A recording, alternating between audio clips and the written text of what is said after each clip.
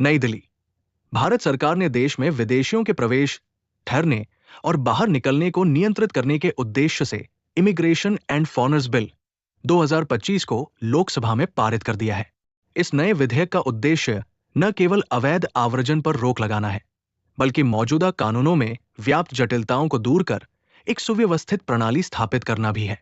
क्या है immigration and foreigners bill 2025?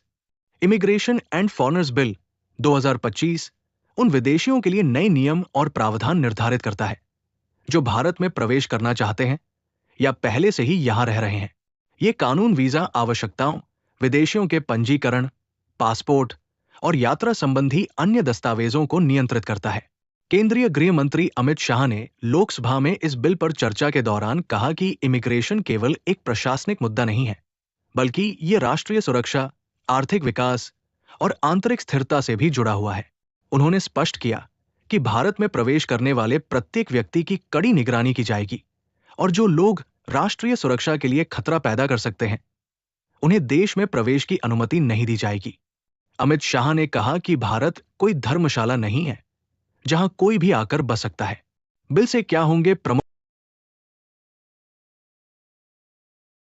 बदलाव? विदेशियों का अनिवार्य पंजीकरण। भारत आने वाले हर विदेशी नागरिक को अपना पंजीकरण कराना होगा, जिससे उनकी आवाजाही पर नजर रखी जा सके। संरक्षित और प्रतिबंधित क्षेत्रों में प्रवेश पर रोक। विदेशियों को विशेष क्षेत्रों में प्रवेश से पहले सरकार से अनुमति लेनी होगी। अवैध प्रवेश पर सख्त सजा। बिना वैध वीजा या पासपोर्ट के पकड़े जाने पर 5 साल तक की जेल या 5 लाख रुपए का जुर्माना। जाली दस्तावेजों का उपयोग करने पर 2 से 7 साल तक की सजा और 10 लाख रुपए तक का जुर्माना। वीजा शर्तों का उल्लंघन करने या निर्धारित समय से अधिक ठहरने पर 3 साल तक की जेल या 3 लाख रुपए का जुर्माना। संस्थानों की जिम्मेदारी। विश्वविद्यालयों, अस्पतालों और अन्य शैक्षणिक संस्थानों को विदेशियों की जानकारी संबंधित विभाग को देनी होगी। परिवहन कंपनियों पर भी सख्ती। किसी विदेशी को बिना वैध दस्तावेजों के लाने ले जाने पर परिवहन कंपनियों को 5 लाख रुपए तक का जुर्माना देना होगा और लाइसेंस भी जब्त किया जा सकता है। केंद्र सरकार को विशेष अधिकार। सरकार विदेशियों की आवाजाही को नियंत्रित कर सकेगी, उन्हें रोक सकेगी या किसी प्रतिबंधित क्षेत्र में जाने से मना कर सकेगी। राष्ट्रीय सुरक्षा पर जोर। गृह मंत्री अमित शाह ने कहा कि भारत के आर्थिक विकास और अंतर्राष्ट्रीय स्तर पर बढ़ती लोकप्रियता के चलते विदेशी नागरिकों का भारत में आगमन बढ़ा है।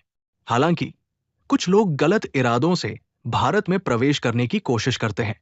उन्होंने विशेष रूप से रोहिंग्या और अवैध बांग्लादेशी घुसपैठियों का जिक्र किया और कहा कि यदि कोई व्यक्ति अशांति फैलाने के इरादे से भारत में प्रवेश करता है तो उसके खिलाफ सख्त कार्रवाई की जाएगी।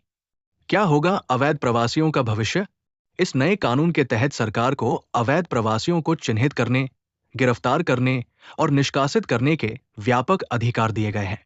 साथ ही यदि कोई विदेशी अवैध रूप से लंबे समय तक भारत में रहता है तो उसे जेल की सजा और भारी जुर्माना भरना पड़ सकता है। क्या होगा इस बिल का प्रभाव?